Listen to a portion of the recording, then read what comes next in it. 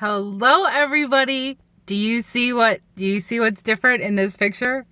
Cuz I know I'm still in the car, but that's daylight out there. I got out of work on time. That is so terrific.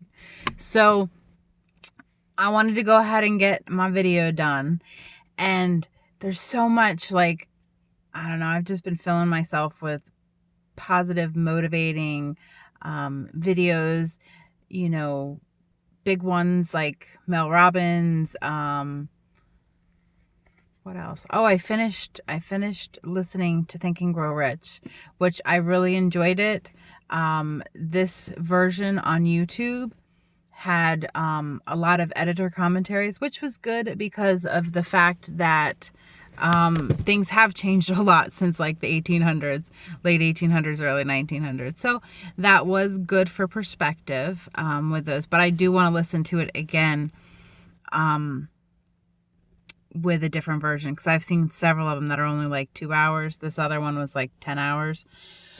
So I want something that I can actually kind of read along with the book. So that was really cool, and I'm excited because now I can move on to Get Over Your Damn Self, which should be great. So then I've also been listening to videos. There's a guy, and I can really say a kid because he is 23 years old, and he has never had a real job. He has always been in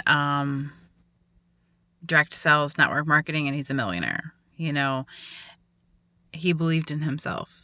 You have to believe in yourself. So some of the stuff that I was listening to, there was another, I don't even know her name, but she had commented on one of my posts today. So I was looking at her page, and she had an amazing live the other day, and just had such great energy. And she had quoted, I think, I see his face. It's not Jim Rohn. Maybe Zig Ziglar, or maybe it was Jim Rohn. I don't know. But success is not a secret. And that's so true, because there's so much out there on YouTube and Facebook, people that are successful. If you surround yourself with successful people, you're gonna be successful. It's not a secret, but a lot of people just can't. And this is where that book gets in.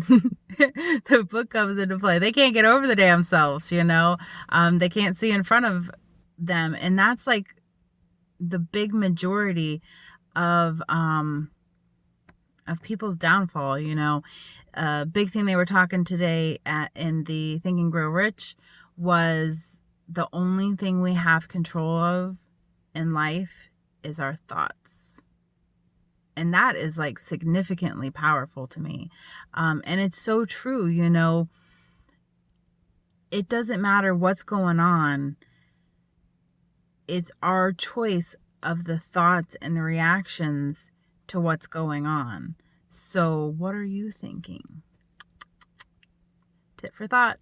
So let's see some other stuff. I got Be All in it to win it, and that's I don't know if you guys have picked up on this yet, but I am in it to win it, without a doubt, 110%. So I'm gonna go ahead and wrap it up. There's nothing really. Oh, actually, I do want to say one more thing, or a couple more things. So the Gavin, who I was telling you about, the 24-year-old that I've been following and watching his videos, he did a video the other day on he overheard this mature woman say to a young woman in a restaurant that was working, she told her, "Don't work too hard." And let me tell you, I am so guilty of saying that all the time to my coworkers and just people in general. And it's a different perspective because I never really thought about it, but it's a different mindset. Don't work too hard. Well, you know what? The people that are successful and are making millions and changing their life, that are losing the weight and doing this and doing that, they're working hard. They're giving it their all. And maybe that's the difference because of the fact that when you're at a job, and I mean, he was saying, it doesn't matter whatever you're doing, do it at the best you can do. If you're mopping floors, if you're a janitor, be the best janitor there is. But I think a lot of times, we're not living in our purpose and we're not living in our passion. And that's what makes it so hard to give it our all, is really finding what our passion and purpose is. And I know that was a big, huge problem that I had before, is I really didn't know. Another thing that the Think and Grow Rich was talking about was indecision, and how that's like the pavement to poverty. That's paraphrasing, don't quote me. But I know that I'm big on indifference, not making a decision, not sticking to a decision, changing my mind.